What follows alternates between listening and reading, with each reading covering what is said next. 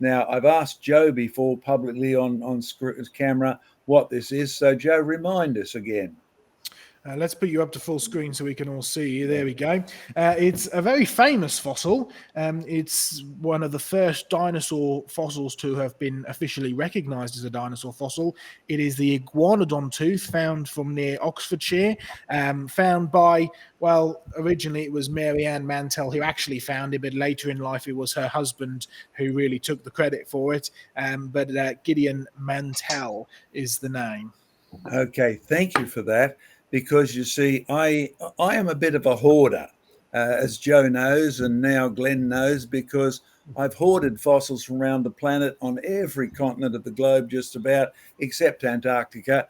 And I have fossils from down there, as well as Iraq and the Middle East, and all of the wars where soldiers have collected things for me. But this one here is one of the first casts I got from the UK by a man who later would have been received his letters from the Queen for the service he'd done to paleontology.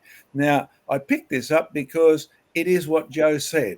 And in our museum, which is having a display called Dinosaurs, the Monsters God Made, which is exactly what Sir Richard Owen, the man who invented the word dinosaur, the man who classified Archaeopteryx as a bird way back in the 1860s, that's what he called dinosaurs, the monsters God made.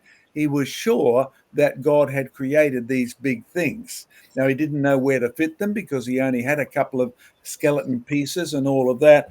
But one of the ones that he had, tragically, ended up being this Gideon Mantell's piece of bone, which tragically you can see even scientists are subject to the moral fall and decay of this planet. Joe's right.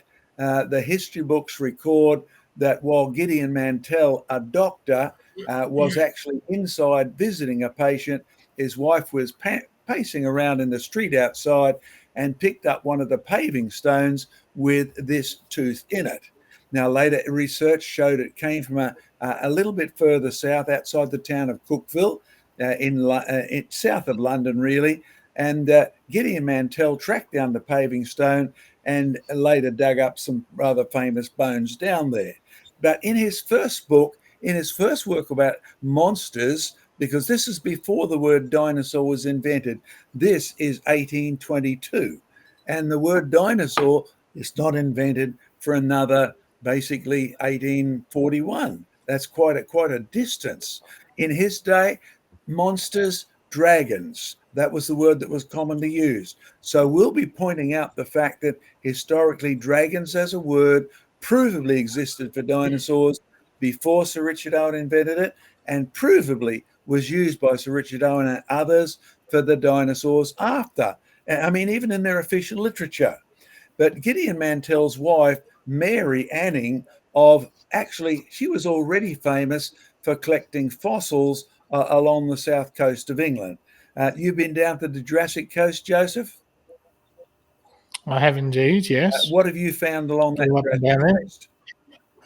Oh, deep sea creatures like ammonites and Mm-hmm. deep sea creatures like the big ichthyosaurs, and they're buried next to great dinosaurs like the Scelidosaurus and Yeah, and giant I trees found a and all sorts. plesiosaur along there one day, and it's Yeah, right alongside the shells and things like that. And Mary Anning's yeah. plesiosaurs are still on display in the museums, and they're labelled sea dragons. So you can prove it historically. The little word dragon is written on the display.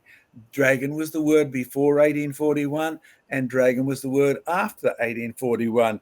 But here's the personal tragedy. And when you're reading your science, remember scientists aren't sort of the ultra elite in morality or that. Scientists come in two varieties, male and female, and they're all born sinners.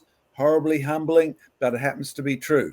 Mary Anning is credited in her husband's work as finding this, the first dinosaur fragment that was recognized by Richard Owen and others, the first monster that gave rise to Gideon Mantell's theory about a world full of monsters previously, because he said this is a lizard tooth, but a far bigger lizard than anything we've seen before. And a lot of people mocked him for that, but not Sir Richard Owen, not some of the others who'd already seen big monsters, big fragments of teeth in the Oxford Museum or things like that, and pondered about it themselves. You know the tragedy? They ended up divorced. Mary and Dr. Gideon ended up divorced. And it's only after their divorce that Gideon Mantell recredits himself as being the finder of this. So just thought I'd like to add that bit in. You need to give credit where credit is due, and all the evidence indicates that it's Mary who found the first dinosaur fragment. She was already famous for finding plesiosaurs along the south coast of England, the Jurassic coast, and so it's much more credible to fit her in history in the right place as the dinosaur girl who gets no credit. Okay, so we are setting up a big display in our museums, Dinosaurs, the Monsters God Made, subtitled The Lies They Tell About Dinosaurs. So on the 29th and the 30th, come along and see. Archaeopteryx, always a bird. Archaeopteryx was related to another fossil that Huxley said this gave rise to the birds.